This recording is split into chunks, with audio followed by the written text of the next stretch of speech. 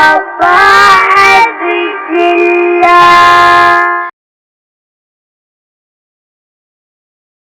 الشيطان الرجيم بسم الله الرحمن الرحيم الحمد لله الذي يؤمن الخائفين وينجي الصالحين ويرفع المستضعفين ويضع المستكبرين والصلاة والسلام والتحية والإكرام على أمينه وحبيبه وخيرته من خلقه وحافظ سره ومبلغ رسالاته العبد المرتضى والنبي المجتبى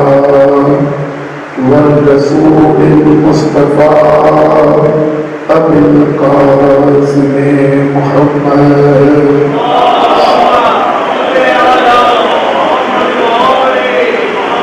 وآله الأطيبين الأطهرين الأكرمين المعصومين المظلومين الذين أذهب الله عنهم الرجس وطهرهم تطهيرا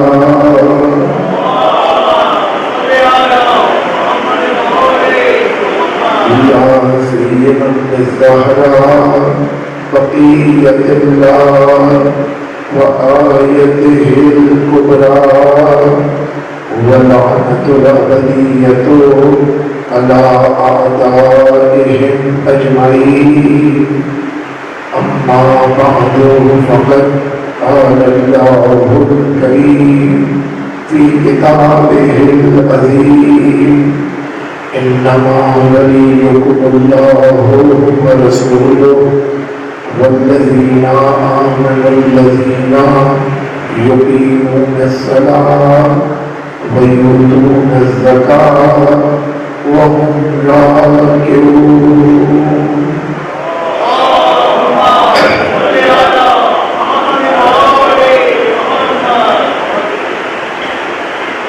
عزیزان محترم،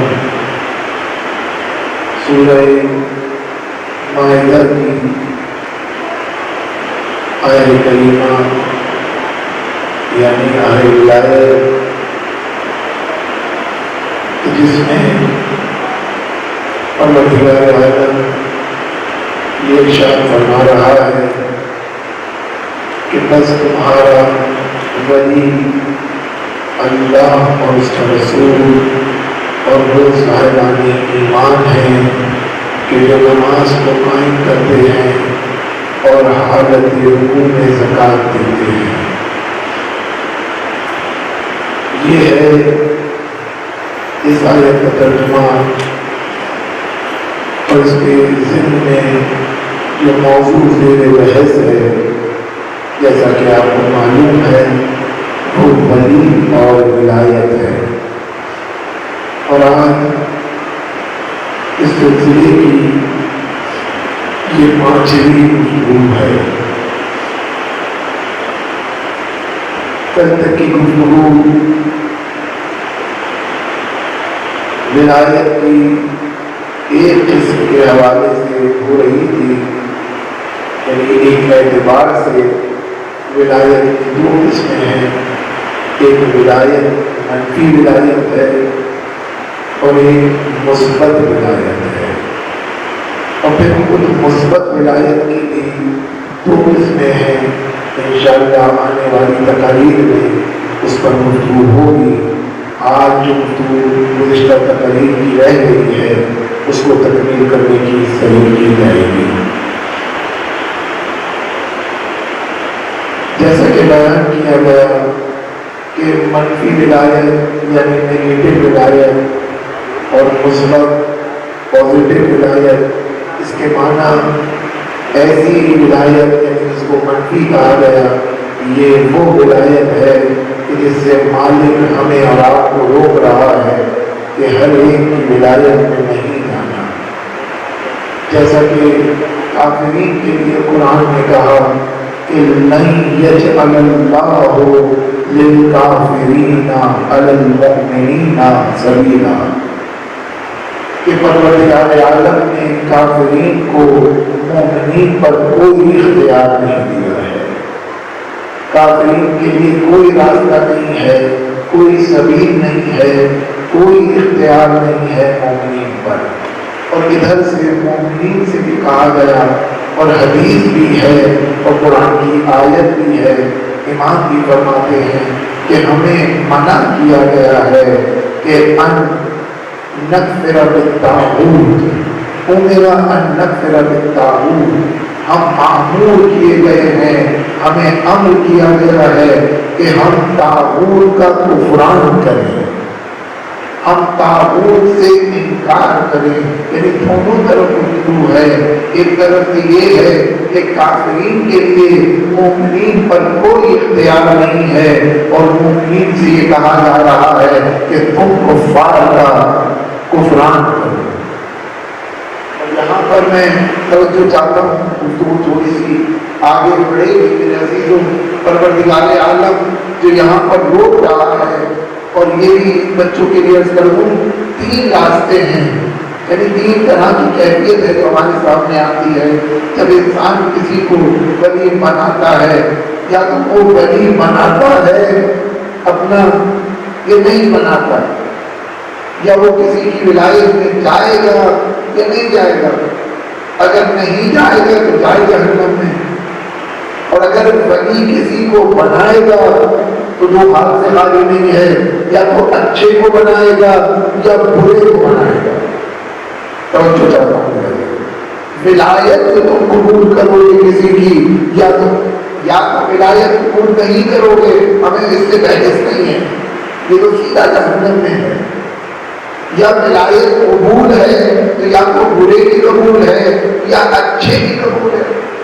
اور اگر برے کی قبول ہے تب بھی تم ہمارا کوئی نقصان نہیں کر سکتے. اگر تم نے کسی غلط کو ولی بنا دیا تو تم ہمارا کچھ نہیں بگاڑ سکتے، اور اگر تم نے اچھے کو ولی بنا دیا تو ہم پر احسان نہ جتانا کہ تم نے اپنے لیے کیا ہے. تھوڑی سی گفتگو نتیجے پر ہوگی کہ جو تم جس کو ولی بنا رہے ہو، اگر تم اچھے کو بنا رہے ہو تو تم ہمارا کچھ نہیں بگاڑ سکتے، اور اگر برے کو بنا رہے ہو تب بھی تم ہمارا کچھ نہیں بگاڑ سکتے. یعنی ہماری خدائی کی شان میں نہ کمی آ سکتی ہے نہ زیادتی ہو سکتی ہے. تم جس کو چاہو ولی بناؤ. دیکھو تم نے اگر برے کو ولی بنایا تو تمہارا نقصان ہے، اور اگر تم نے کسی اچھے کو ولی بنایا اس کی پروردگار کے نام. ایسے نہیں ہوتا جیسے ہمارے ہوتا ہے. پروردگار اگر کسی کو کچھ دیتا ہے تو صلاحیت کی بنیاد پر دیتا ہے، اور اگر کسی سے دیتا ہے تو اس بنیاد پر دیتا ہے کہ سامنے والے میں صلاحیت نہیں ہے. یہ تو ہمارے یہاں ہوتا ہے کہ یہ ہمارا اپنا ہے، چاہے صلاحیت رکھتا ہو یا نہ رکھتا ہو ہم دیں گے، کیونکہ ہمارا بھائی ہے، ہمارا دوست ہے، ہمارا رشتے دار ہے، ہمارا تنظیمی ہے، ہمارا گروپ کا ہے. تو لہٰذا جہاں میں اور ہمارا ہوتا ہے یہ ہمارے معیار ہیں. خدا کے یہاں ایسا نہیں ہوتا. خدا صلاحیت کی بنیاد پر دیتا ہے، لیکن بشریت کے عجیب تقاضے ہیں. اگر اپنا ہے تو اس کی بری بات کو بھی صحیح طریقے سے بیان کرنے کی کوشش کی جاتی ہے، اور اگر اپنا نہیں ہے تو اس کی صحیح بات میں بھی نیچے نکالی جاتی ہیں. یہ تو بشریت کے معیارات ہیں کہ اگر ہمارا مزاج مل گیا تو اب ہم بھی جائیں گے، ہمارے بچے بھی اس سے ملیں گے، ہمارے خاندان والے بھی اس سے ملیں گے، ہم اس کی تعریف کریں گے. لیکن اگر ہمارے مزاج کا نہیں ہے تو نہ اب ہم ملیں گے، نہ بچوں کو ملنے دیں گے، نہ خاندان والے ملیں گے، کیونکہ یہ ہمارے مزاج کا نہیں ہے. یہ بشری تقاضے ہیں. یہ چونکہ ہماری تنظیم کا نہیں ہے، اب اس کی کوئی بھی بات ہو ہمیں قبول نہیں. یہ بشری تقاضے انسان کے تقاضے یہ ہے. لیکن پروردگار اگر کسی کی بات کو قبول کرتا ہے تو وہ اس بات پر قبول کرتا ہے کہ وہ عین منطق گفتگو ہے، اور اگر پروردگار کسی کی بات کو رد کرتا ہے تو اہل منطق رد کرتا ہے، پروردگار اگر کسی کو عطا کرتا ہے تو بنیاد پر عطا کرتا ہے کہ سامنے والے میں صلاحیت ہے۔ دیکھو اگر کسی طریقے سے اگر تم نے کسی کو ولی بنایا اور وہ منفی ولی ہے یعنی طاغوت، تو تم ہمارا کچھ نہیں بگاڑ سکتے۔ دیکھو ہم وہ ہیں کہ اگر اس نے تیرے ساتھ خیر کا ارادہ کر لیا تو کوئی ایک بھی ایسا نہیں ہے کہ جو اس کے فضل کو رد کر سکے۔ یہ کسی انسان کا ارادہ تھوڑی ہے، ارادہ کر کے جیب میں ہاتھ ڈالتے ہیں کہ فقیر کے لیے کچھ نکالیں، لیکن ہاتھ بھائی نہیں آتا، اتنے میں بیچارہ فقیر بھی چلا جاتا ہے۔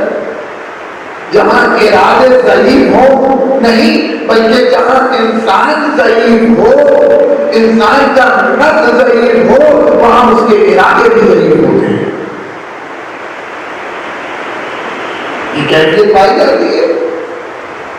یہ کیا کروں آپ کے سامنے، ایک انسان نیکی کرنا چاہتا ہے، دوست ماننے آ جاتے ہیں، معاشرہ ماننے آ جاتا ہے، لوگ ماننے آ جاتے ہیں، وہ نہیں کر پاتا۔ ایک صاحب سے ہم نے پوچھا کہ بھیا آپ داڑھی کیوں نہیں رکھتے؟ تو وہ کہتے بیوی نہیں رکھتے تھے۔ یعنی جب ارادہ ضعیف ہوتا ہے تو ادھر ادھر کہتا ہے، کبھی دوست کبھی طبقے، سب سے زیادہ مشکل انسان کے نفس کے اندر ہے۔ اگر وہ ارادہ کرے تو کوئی اس کو روک نہیں سکتا۔ اور جو جاتا یہ ہمارے ارادے ہیں کہ جو ضعیف ہیں، جو دوسروں کے محتاج ہیں، لیکن پروردگار کی ارادے کی کیفیت یہ ہے نہیں، پروردگار عالم نے اپنے ارادے کا جس کو مظہر بنایا، اگر وہ ارادہ کر دے تو سورج پلٹے گا، اگر وہ ارادہ کر لے تو ستارہ چمکے گا، اگر وہ ارادہ کر لے تو چاند کے دو ٹکڑے ہوں گے، اگر وہ ارادہ کر لے تو سنگریزے ہاتھوں پر بولیں گے کہ کس کا ارادہ ہے؟ یہ مرید العدل اطلاق کا ارادہ ہے۔ ایک تلوار پڑے محمد و آل محمد۔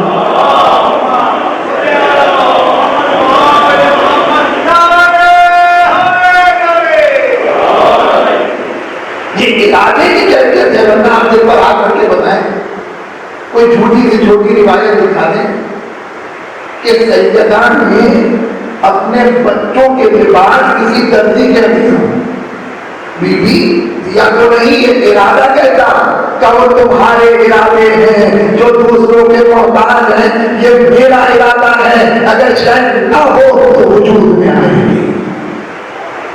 اللہ کسی مرید نے ارادہ کر لیا ہے، اگر اور دلیل کیا ہے؟ دلیل یہ ہے کہ آنے والا کوئی ہو، کتنے ہی بڑے مقام سے آ رہا ہو، عالم ملکوت سے آئے، عالم جبروت سے آئے، عالم لاہوت سے آئے، جنت سے آئے، اس سے کوئی قید نہیں ہے، لیکن جب یہاں آئے گا تو وہی کہے گا جو میں نے کہا، ورنہ کہتا میں رضوان جنت ہوں، جنت سے لباس لایا ہوں، شان میں اضافہ ہو جاتا، لیکن چونکہ سیدنا نے کہا تھا دربی آئے گا تو رضوان جنت بھی آئے تو یہی کہے گا انا سیاد الحسنین، میں حسنین کا دربی ہوں۔ یہ ارادے کی کیفیت ہے۔ اور اگر ارادہ کر لیا کہ پتھر سے علم گڑے گا تو گڑے گا، یہ واقعہ آپ کا سنا ہوا ہے، لیکن بچوں کے لیے تکرار کرنا اور ہونا بھی چاہیے۔ اس لیے حساب کریں کب تک خیبر و خندق پڑھتے رہیں گے؟ اس کا سیدھا سا جواب ہے جب ہمارے بچے پیدا ہونا بند ہو جائیں گے ہم پڑھنا چھوڑ دیں گے۔ ایک بات پڑھے محمد و آل محمد۔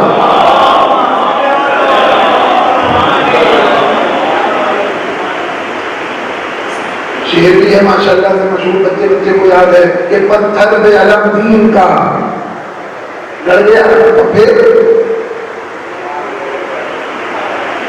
پتھر پر گڑ گیا۔ لیکن میرے عزیزوں آج زمانہ اتنا آگے نکل گیا ہے، کل تک دشمن علی کی فضیلتوں کو چھپا رہا تھا، آج تو اپنے لوگوں کو گوارا نہیں ہے۔ اس زمانے میں بھی ایسے ہی تھا، میخیں نکالتے تھے علی کی فضیلت میں. اس میں کون سی خاص بات ہے؟ وہ تو گھر میں ہی تھا، وہ تو ساعت ایسی تھی، وہ تو وقت ایسا تھا. کیا مطلب؟ یعنی مطلب یہ ہے کہ ایک خاص سیارہ ہے جو فلاں مقام پر آ جاتا ہے، تو جب وہ سیارہ اس مقام پر آ گیا تو یہ پتھر ایک خاص پتھر ہے کہ تو یہ پتھر موم ہو جاتا ہے. تو اس میں کون سی خاص بات ہے؟ وہ سیارہ وہ مقام پر تھا جب علی نے کہا تو وہ موم ہو چکا تھا تو گڑ گیا. اس میں کون سی خاص بات ہے؟ علی گا رہے ہیں، ہم گا رہے ہیں. اچھا اگر ہم ہوتے تو بگڑ جاتے. تو اس لیے ہمارا گاڑنا اتباع ہی سے ہوتا. لیکن مولانا کائنات آئے، ان سے بھی یہ کہا گیا اچھا ٹھیک ہے، بالکل ٹھیک کہتا ہے کہ واقعی میں صحیح ہے کہ سیارہ جب خاص مقام پر آتا ہے تو پتھر موم ہو جاتا ہے. لیکن یہ شعر ذرا یہ بتا کہ وہ سیارہ گیا کہاں؟ اس نے کیلکولیشن کرنا شروع کیا کہ مولا اپنی جگہ سے ہٹ گیا، کب دوبارہ کب آئے گا، کہ نہ جانے کتنے ہزاروں سال بعد آئے گا. اتنا سننا تھا. علی نے پھر علم لیا، علی نے پھر علم لیا. آواز دی دیکھتے رہنا، یہ کہہ کر پتھر کی طرف چلے کہ دیکھتے رہنا ابھی کچھ دور چلے تھے. اس نے آواز دی علی رک جاؤ، ستارہ پلٹ رہا ہے. تو ہم ستارے کی گردش پر نہیں چلتے بلکہ ہمارا ارادہ اس پر حاکم ہے. ہم اس کی گردش کے ماتحت نہیں ہیں بلکہ ہمارا ارادہ اس کے ماتحت ہے. ہم چاہیں تو چلے، ہم چاہیں تو رکے، ہم چاہیں تو وہاں چمکے، ہم چاہیں تو یہاں چمکے.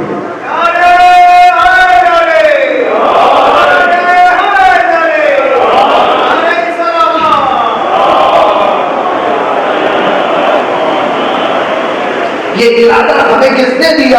یہ ارادہ ہمیں اسی مرید عدل اطلاق نے دیا ہے. کیوں دیا ہے؟ اسی لیے دیا ہے تاکہ ہمارے ارادے کے ذریعے سے پتہ چلے کہ خدا کا ارادہ کیسا.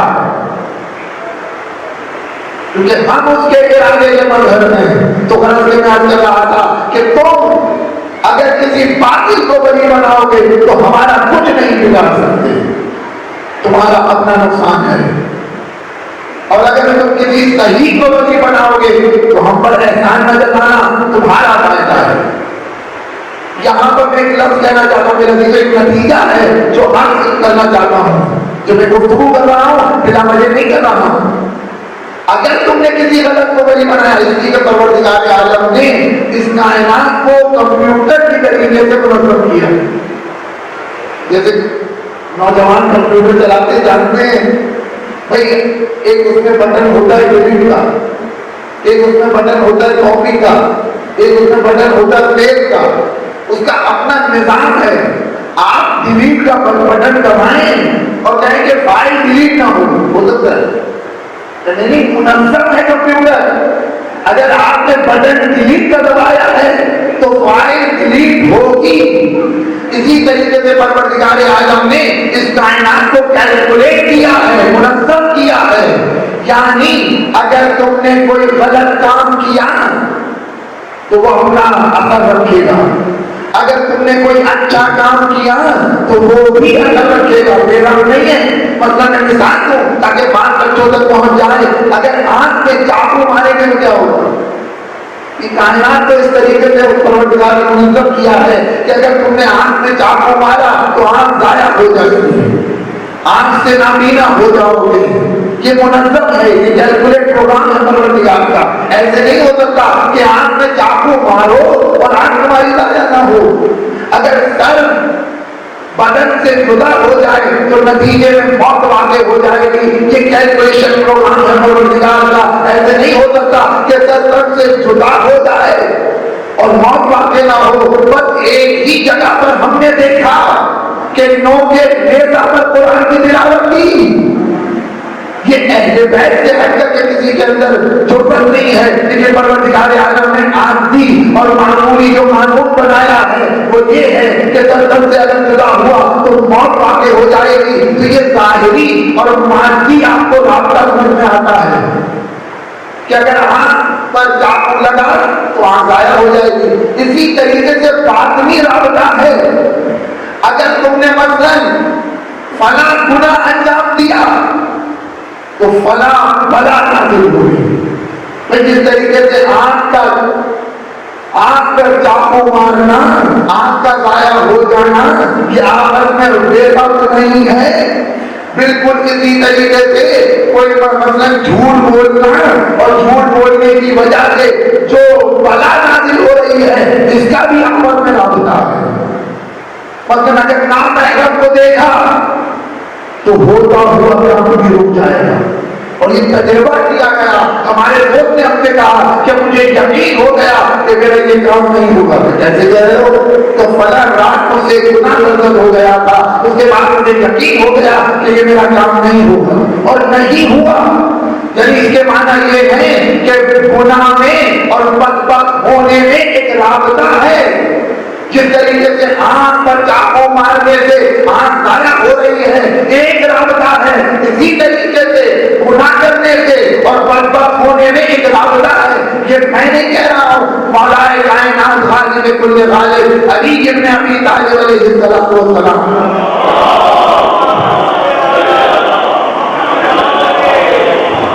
دعائے جنید میں آواز دیتے ہیں کہ اللہم اغفر لی الذنوب التي تحبس الدعاء. اللہم اغفر لی الذنوب التي تنزل البلاء. پروردگار میرے اس گناہ کو معاف کر دے کہ جس کی وجہ سے دعائیں قبول نہیں ہوتی، دعائیں قید ہو جاتی ہیں. لیکن یہ رابطہ ہے، وہ رابطہ ہمیں سمجھ میں آتا ہے چونکہ دکھائی دے رہا ہے، لیکن یہ رابطہ سمجھ میں نہیں آتا. مولانا صاحب ہماری دعائیں پوری نہیں ہوتی. ارے پہلے مالک کو تو برطرف کیجیے، مولانا کیا کریں؟ ایک سلوات پڑھے محمد والے محمد پر.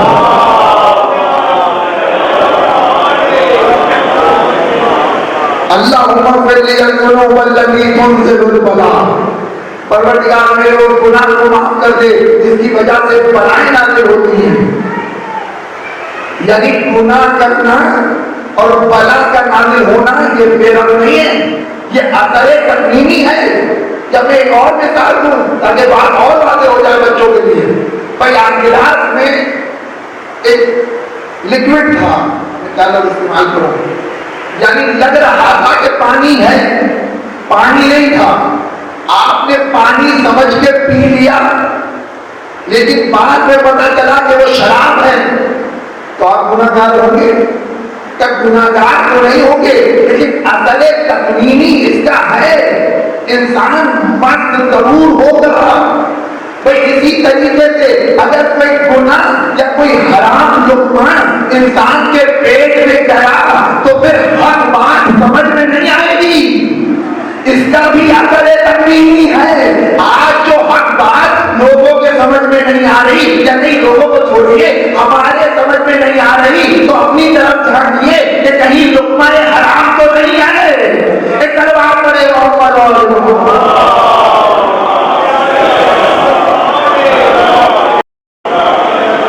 یعنی کوئی عمل انسان کا بے اثر نہیں ہے، چاہے وہ عمل حسن ہو یا عمل قبیح ہو، اس سے بحث نہیں ہے. جو تم عمل انجام دے رہے ہو وہ اپنا اثر رکھتا ہے. اسی لیے امام کاظم علیہ السلام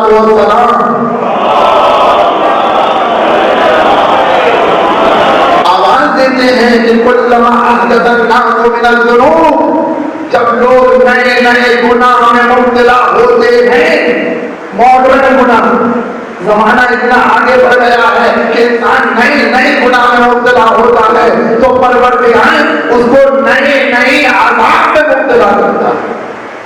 یہ اثر ہے، یہ اثر تکوینی ہے. پر جس طریقے سے ان گناہوں کا اور بدبخت ہونے کا اور گناہوں کے نازل ہونے کا یا حق بات سمجھ میں نہ آنے کا اثر اور رابطہ ہے، اسی طریقے سے اگر تم نے غلط کو بری بنایا تو یہ بھی بے اثر نہیں ہوگا. اگر تم نے صحیح کو بری بنایا تو یہ بھی بے اثر نہیں ہوگا. اسی لیے قرآن آواز دیتا ہے کہ اللہ ولی الذین آمنوا. اب آگے تو سبھی پڑھیں گے، کس کو آئے ہوئے یاد نہیں ہے؟ سبھی کو یاد ہے، لیکن میرے عزیزوں ترجمے کے زور پر پڑھنا اور ہے، لیکن آیت پر تفکر اور غور و فکر کرنے کی خاطر ٹھہرنا اور ہے، آیت کا حفظ کرنا اور ہے، آیت سے مطلب کو عرض کرنا اور ہے۔ حفظ کہیں قرآن نہیں کہتا کہ مجھے یاد کرو، مجھے حفظ کرو، میں حفظ کرنے کا مخالف نہیں ہوں، اگر حفظ کرو گے تو فائدہ ہے تمہارا، لیکن قرآن کہتا ہے کہ افلا یتدبرون القرآن، ارے تم قرآن میں غور و فکر کیوں نہیں کرتے؟ حفظ کرنے کا نہیں کہتا، لیکن میرے عزیزوں میں تصاویر نہیں کرنا چاہ رہا، قرآن حفظ کرنے کا میں مخالف نہیں ہوں، اور مخالف کیسے ہوں؟ اس لیے کہ ائمہ جو ہمارے امام گزرے ہیں وہ قرآن کے حافظ تو کیا، وہ حافظان قرآن تھے۔ ایک سلوات پڑھیں محمد و آل محمد۔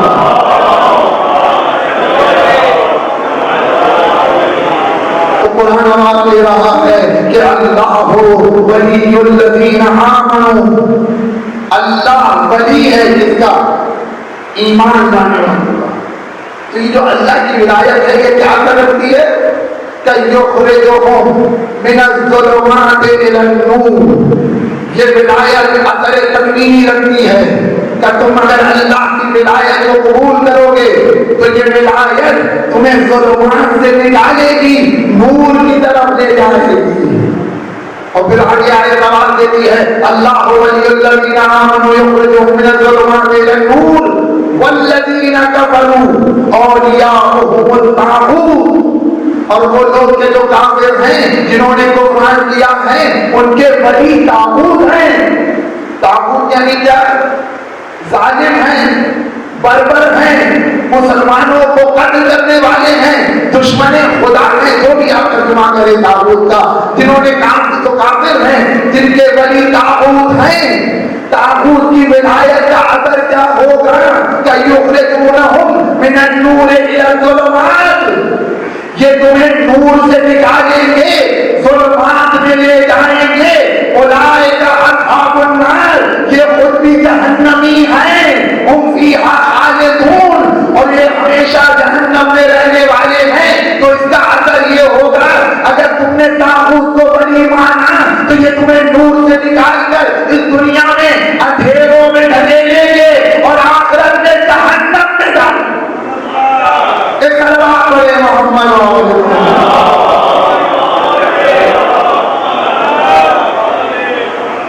تو اللہ ولی الذین آمنوا، پروردگار عالم نے دو لفظیں رکھی ہیں، ایک ظلمت اور ایک نور۔ نہیں میں نے غلط کہا، ظلمت نہیں، ظلمات، اس لیے کہ پروردگار عالم نے عجیب میرے عزیزوں یہ کسی خطیب کی خطابت نہیں کہ جو منہ میں آ گیا بہہ گیا، نہیں، یہ قرآن ہے کہ جس کا ہر حرف معجزہ ہے، جس کا لفظ لفظ معجزہ ہے۔ اگر پروردگار ایک لفظ کو مفرد استعمال کر رہا ہے تو اس کے پیچھے بھی مصلحت ہے، اور اگر ایک لفظ کو جمع استعمال کر رہا ہے تو اس کے پیچھے بھی مصلحت ہے۔ یعنی آپ دیکھیں کہ یخرجہم من الظلمات الی النور، ظلمت نہیں کہا، ظلمات کہا۔ بھائی عربی میں اتنی گنجائش ہے، ایک کے لیے صیغہ واحد استعمال ہوتا ہے، دو کے لیے صیغہ تثنیہ استعمال ہوتا ہے، تین یا اس سے زیادہ کے لیے صیغہ جمع استعمال ہوتا ہے۔ مثلا آپ نے کہا ھذا قلم، یعنی یہ ایک قلم ہے، قلمان دو قلم ہے، اقلام تین یا اس سے زیادہ قلم ہیں۔ اب اسی طریقے سے ظلمت ایک اندھیرا، ظلمتان دو اندھیرے، ظلمات کم سے کم تین اندھیرے یا اس سے زیادہ، تین اندھیرے۔ تو ہمارے یہاں محاورہ بالکل صحیح آ کر کے بیٹھ ہوا ہے، تین تمہارا کام دیا، اس طرح سے محمد والے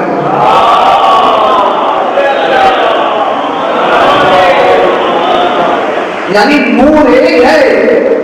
جناب پروردگار عالم نے نور کی جمع استعمال کی، انوار، نہ ظلمات کی مفرد استعمال کی ظلمات، بلکہ آواز دی کہ یخرجہم من الظلمات الی النور، کہ پروردگار ایسا ولی ہے کہ اگر تم نے اس کی ولایت کو قبول کیا تو اس کا اثر تکمیلی یہ ہوگا کہ یہ تمہیں 3 اندھیروں سے نکال کے ایک نور میں لے جائے گا.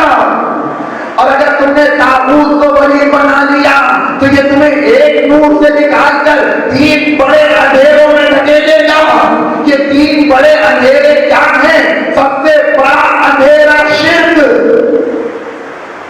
اس کے بعد کفر، اس کے بعد نفاق یعنی طاغوت. اگر تم نے طاغوت کی ولایت کو قبول کر لیا تو اس کا اثر یہ ہوگا کیونکہ یا تو وہ خود مشرک ہے تو تمہیں بھی مشرک بنائے گا، وہ خود کافر ہے تو تمہیں بھی کافر بنائے گا. اور اگر مثلاً اس نے اسلام کا لباس کھول لیا لیکن منافق ہے تو تمہیں بھی منافق بنائے گا.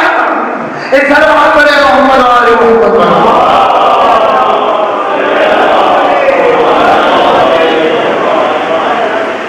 تو لہذا ولایت سوچ سمجھ کر کسی کی ولایت کو تسلیم کرنا، ورنہ نہ ہمارا نقصان ہے نہ ہمارا فائدہ ہے.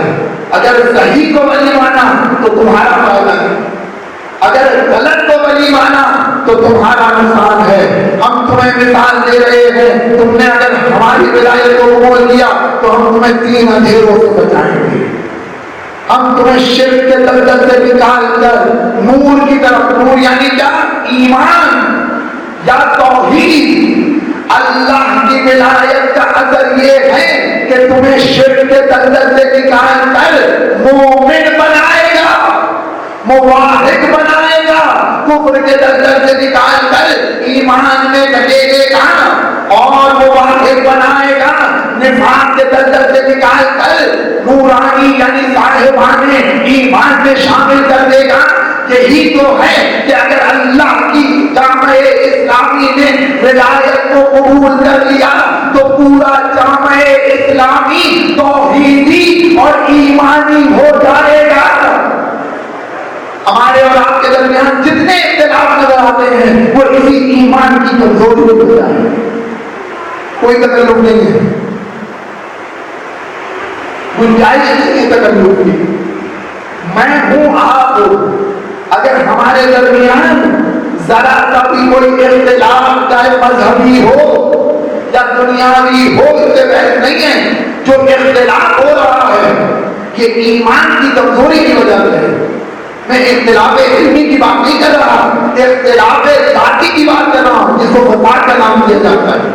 ورنہ اختلاف علمی تو اچھا ہے، اگر موقع ملا تو آپ کے سامنے اختلاف علمی کی بات نہیں ہے. جو فساد جو معاشرے میں برپا ہو رہا ہے ہم آپ کی بات نہیں سنیں گے، آپ ہماری بات نہیں سنیں گے. یہ جو ضد پر انسان اتر جاتا ہے یہ کس بنیاد پر ہے؟ کیونکہ اس کے اندر عقل نہیں ہے، اس کے اندر منطق نہیں ہے، جذبات پر بہ رہا ہے. اور جب انسان جذبات پر بہ رہا ہے اس کے معنی یہ ہے کہ اس نے صحیح ولایت کو قبول نہیں کیا. اگر صحیح ولایت کو قبول کر لیا جامع اسلامی نے تو پورا جامع اسلامی نورانی ہو جائے گا.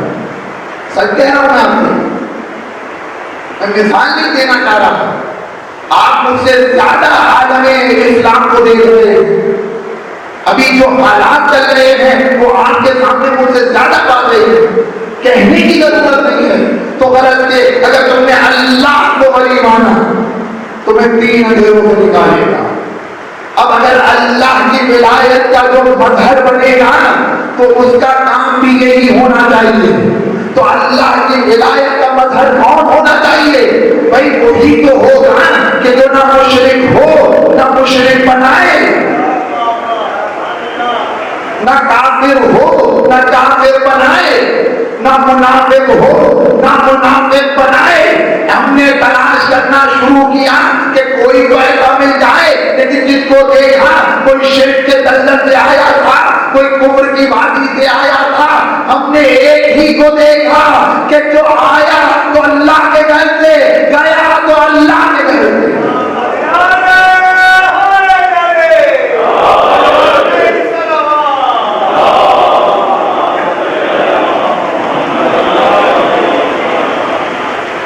وہ ایک ہی تھا کہ جو اللہ کی ولایت کا مظہر بن کر کے سامنے آیا، کہ جس کا پورا وجود من المہد الی اللحد ایمان سے پر تھا، جب وہ آیا تو ایسی جگہ سے آیا جو موحدین کا قبلہ تھا، جب وہ گیا تو ایسی جگہ سے گیا کہ جو مومنین کے لیے سجدگاہ تھا۔ بس میرے عزیزو، جب بھی تم کسی کی ولایت میں جاؤ تو یقین رکھو اس کا اثر ہے۔ اگر صحیح کی ولایت کو قبول کر لیا تو اس کا اثر یہ ہوگا کہ تمہیں کفر و شرک و نفاق کے دلدل سے وہ نکال کر ایمان کی وادی میں لے کر آئے گا۔ اور اگر تم نے طاغوت کی ولایت کو قبول کیا تو اس کا نتیجہ یہ ہوگا تمہیں ایمان کی وادی سے نکال کر کفر و شرک و نفاق کے دلدل میں پھنسا دے گا۔ یہی وجہ ہے قرآن منظر کشی کر رہا ہے، ساری باتیں قرآن کے اندر ہیں، یہ بھی قرآن کے اندر ہے، یعنی قرآن نتیجہ دے رہا ہے۔ سورہ فرقان آپ اٹھا کے پڑھیں، یوم یعض الظالم علی یدیہ، ایک دن آئے گا کہ ظالم اپنے ہاتھوں کو دبائے گا، یقول لیتنی اتخذت مع الرسول سبیلا، اور کہے گا اے کاش میں نے کوئی راستہ رسول کے ساتھ نکال لیا ہوتا۔ دیکھ رہے ہیں قرآن کیا کہہ رہے کہ کاش کہ میں نے رسول کے ساتھ راستہ نکال لیا ہوتا۔ یوم یعض الظالم علی یدیہ، لفظ کافر استعمال نہیں کیا، لفظ مشرک استعمال نہیں کیا، لفظ ظالم استعمال کیا، جبکہ ظالم کافر بھی ہو سکتا ہے، مسلمان بھی ہو سکتا ہے۔ اگر کافر یہ کہہ رہا ہے کہ ہم نے رسول سے راستہ نکال لیا ہوتا تو بات سمجھ میں آتی ہے، لیکن اگر مسلمان یہ کہے کہ کاش ہم نے رسول کے ساتھ راستہ نکال لیا ہوتا تو اس کے معنی کیا ہے؟ یعنی ظاہری طور پر، اگر آپ کو پہلی تقریر یاد ہو، ظاہری طور پر رسول کے ساتھ تو ہیں لیکن باطنی طور پر رسول کے ساتھ نہیں ہیں۔ ایک سلوات پڑھیں محمد والا۔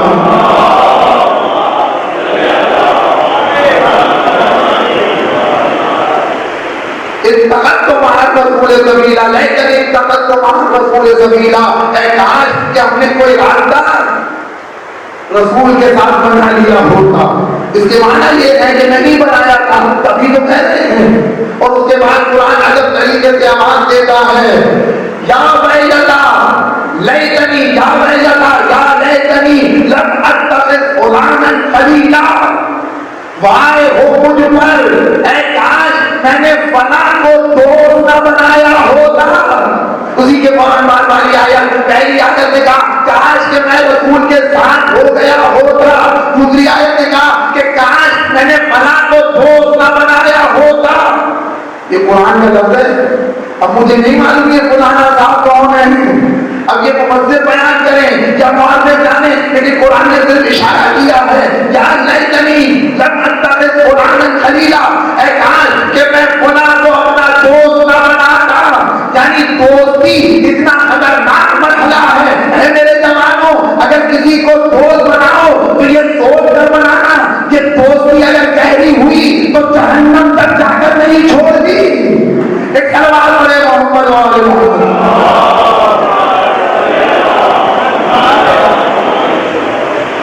یہ دوستی کا مسئلہ بہت حساس ہے، بہت سوچ سمجھ کر کے اپنا دوست بنانا، ورنہ یہ دوست اتنا گہرا ہوتا ہے کہ کمبن جہنم تک لے جاتا ہے۔ جبھی تو قرآن کہہ رہا ہے کہ کاش میں فلاں کو دوست نہ بنایا ہوتا، یعنی مقدر ہے، جبھی تو کہہ رہا ہے قرآن منظر کشی کر رہا ہے۔ بس میں ایک یہاں پر اپنے بچوں کے لیے، بزرگ مجھ سے ویسے جانتے ہیں بات تمام ہو رہی ہے، ایک حکایت بیان کرنا چاہتا ہوں تاکہ بات پہنچ جائے کہ میں کہنا چاہتا ہوں، اور یہ ہمارے یہاں ہوتا بھی ہے، یعنی ایسا لگتا ہے کہ یہ حکایت نہیں ہے بلکہ واقعہ ہے۔ ماں باپ کا ایک لاڈلا جوان بیٹا ہر وقت صبح و شام دوستوں کا آنا جانا گھر پر، ہر وقت چائے چل رہی ہے، کبھی 100 پیالیاں تو کبھی 200 پیالیاں دن میں. باپ نے بیٹے کو بلایا, بیٹا جتنے دوست آ رہے ہیں ہم ان کو ہر روز چائے پلائیں گے, ہمیں کوئی مشکل نہیں ہے, لیکن اتنا بتاؤ تم نے اپنے دوستوں کو آزما دیا؟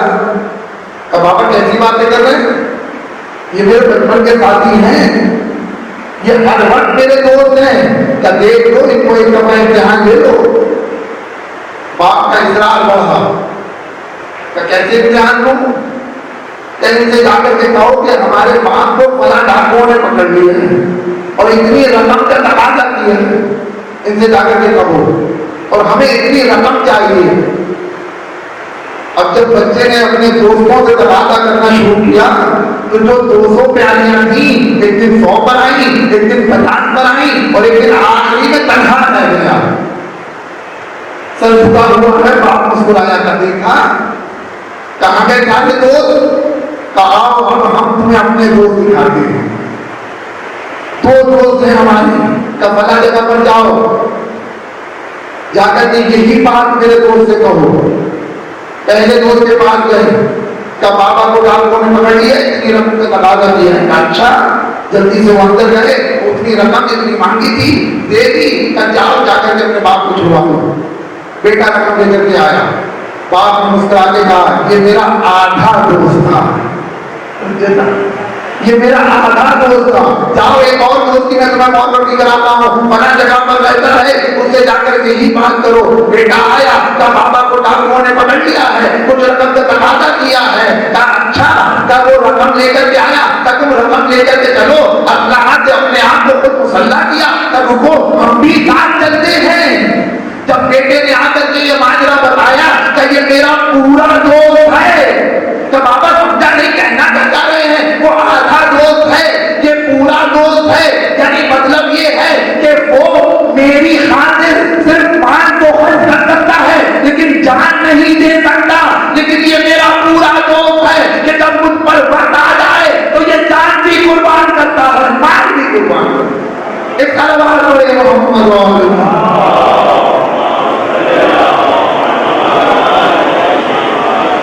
یہ دوست بھی بہت مہم ہے.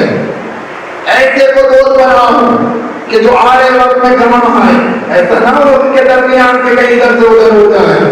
ایسے دوست کا کیا فائدہ کہ کم از کم ایسا تو ہو. ایسے ایسے دوستی نہ کرنا کہ جو تمہیں دنیا کی رنگینیوں میں گرفتار کر دے, بلکہ ایسے ایسے دوستی کرو کہ جو تمہیں اللہ کی طرف بلائے, تمہیں ایمان کی طرف بلائے, تاکہ جب وہ دنیا سے جائے تو تمہاری شفاعت کا ضامن ہو. اگر تم اس سے پہلے دنیا سے گزر جاؤ تو تمہارے لیے کوئی کام کرے. ایسے بھی دوستی کرنا.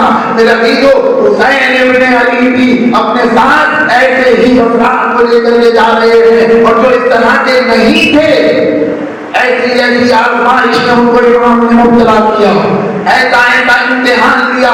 مدینے سے ایک بھیڑ ہے جو حسین ابن علی کے ساتھ جا رہی ہے, لیکن آہستہ آہستہ لوگ جھگڑے چلے جا رہے ہیں, کیونکہ دوستی میں کمال نہیں تھا. ایسی گفتگو کی, کبھی کہتے ہیں کہ من لحقا بی منکم مستشہد, کہ جو بھی میرے ساتھ آئے گا اسے شہید ہونا ہے. تو لفظ شہادت آتا ہے تو منافق خود ہی سائڈ میں ہو جاتا ہے. سچ کہتا ہوں آپ سے, آج بھی ایسے ہی ہے. صرف مومن ہی ہیں جو چند افراد نظر آتے ہیں, منافق اپنا راستہ بدل دیتا ہے. مکے تک حسین سے لوگ چھٹے چلے گئے. کبھی ایسی باتیں کر رہے ہیں کہ اگر میں پتھر کے اندر بھی چلا جاؤں تو یہ مجھے نکالیں گے اور قتل کر دیں گے, یہاں تک کہ میرے ساتھیوں کو بھی قتل کر دیں گے. اب بتائیے کون بچے گا منافق؟ اس لیے کہ امام ایسوں کو ساتھ لے کر کے جانا چاہتے ہیں کہ جو واقع حسین کے دوست ہیں. بس میرے عزیزوں, مکے سے چلے اور ہر جگہ پر موت کا تذکرہ حسین نے کیا, تاکہ کربلا تک جتنے باقی ہیں وہ بھی چل جائیں, خالص لوگ رہ جائیں. ایک مقام پر زہرا کے لال کی آنکھ لگی.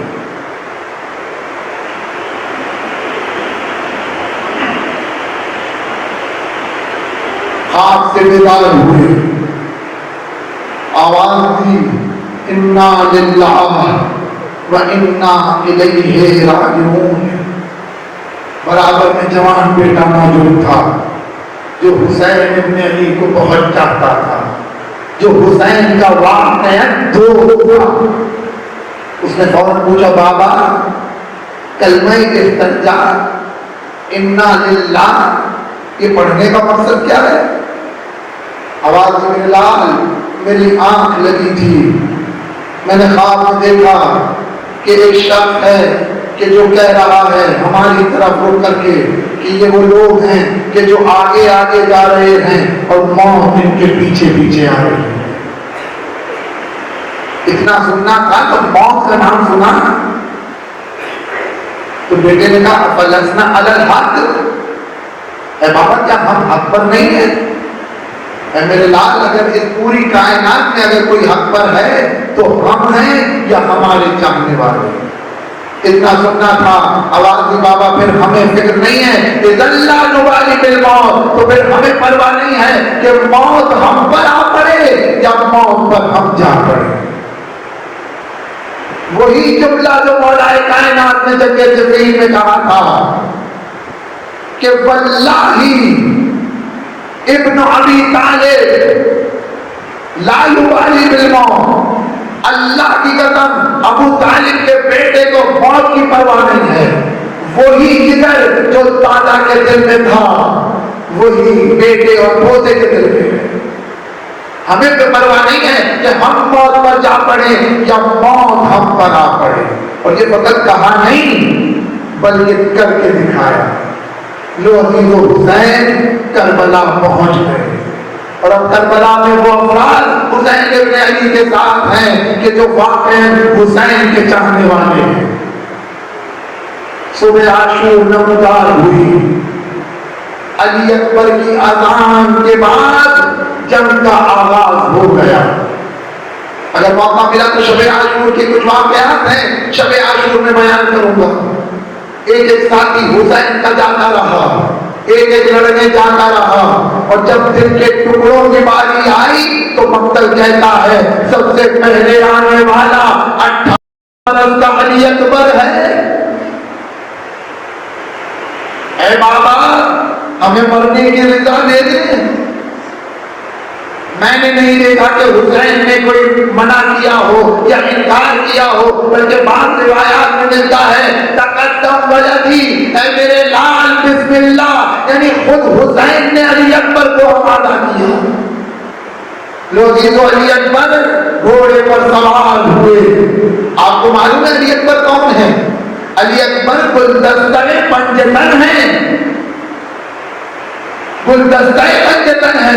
علی اکبر کو حسین نے بھیج تو دیا، بھیجنا تو آسان تھا، لیکن ابھی کچھ دور چلے تھے، کانوں میں آواز آئی یا بنیا مہلن مہلا، یا بنیا مہلن مہلا، اے میرے بچے آہستہ، اے میرے لال آہستہ۔ اب جو مڑ کے دیکھا بوڑھا باپ کمر کو پکڑے ہوئے دوڑا چلا رہا ہے، اے میرے لال رک جاؤ۔ لجا میں فرد کو کھینچا، گھوڑا ٹھہر گیا، گھوڑے کو موڑا، باپ کی طرف آئے، گھوڑے سے اترے۔ بابا آپ نے تو رخصت کر دیا تھا، اب کیوں زحمت فرمائی؟ آواز دی میرے لال کاش تم اولاد والے ہوتے۔ جاؤ میرے لال جاؤ، جتنا ہو سکے مڑ مڑ کے باپ کو دیکھتے رہنا۔ بھیج دیا دوبارہ حسین نے۔ ابھی اکبر مہنے سے جہاد ہوئے تھے، دونوں انگلیاں آسمان کی طرف بلند کی، آواز دی اللہم اشہد علی ہؤلاء القوم قد برز الیہم غلام اشبہ الناس خلقا وخلقا ومنطقا برسولہ وکنا اذا اشتقنا بنبیہ ونظرنا الیہ۔ اے پروردگار گواہ رہنا اس قوم کی طرف اسے بھیج رہا ہوں جو خلق میں، خلق میں، گفتار میں تیرے نبی کی شبیہ تھا۔ جب ہم پیغمبر کی زیارت میں مشتاق ہوتے تھے تو اکبر کو دیکھ لیا کرتے تھے۔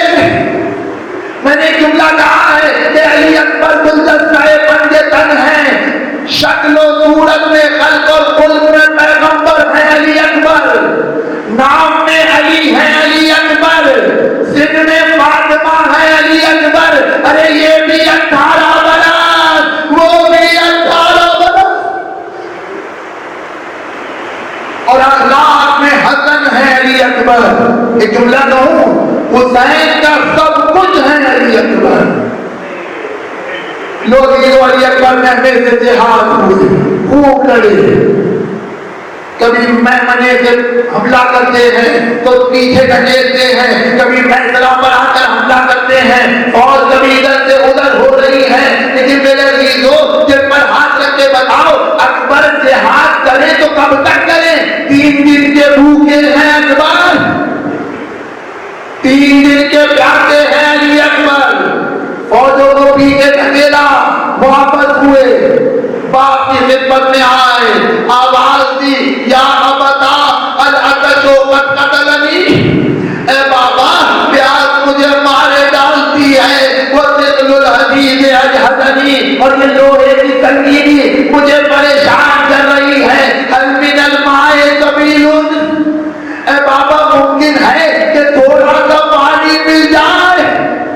ذرا دل پر ہاتھ رکھ کے بتاؤ، اتنا بڑا جہاد کر کے بیٹا واپس آیا ہے، پانی مانگ رہا ہے، حسین پر کیا گزری ہوگی جب حسین کے خیموں میں پانی نہیں؟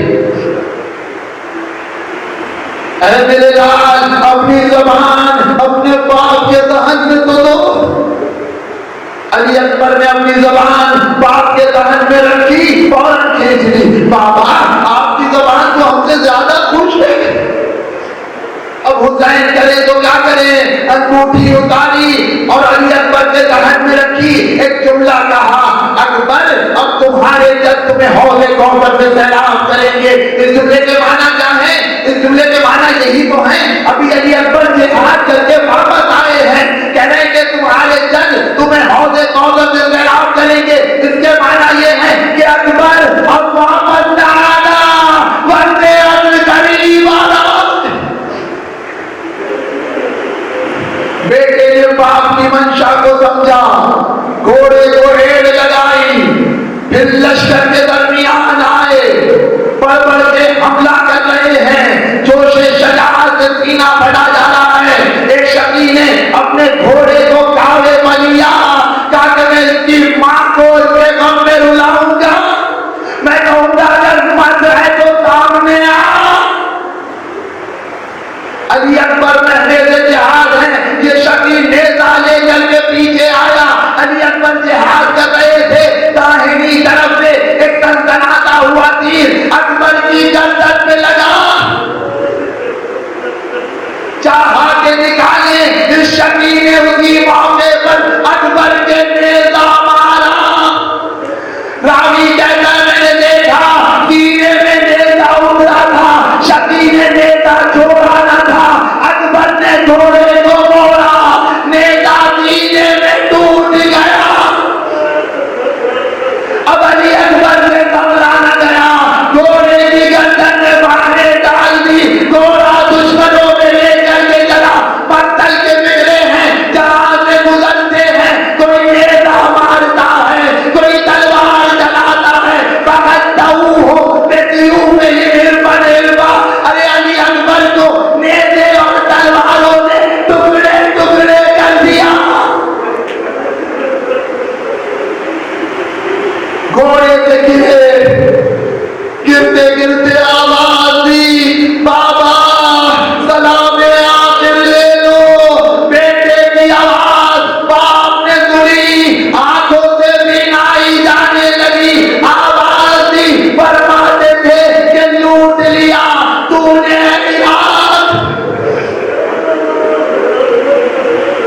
فرماتے تھے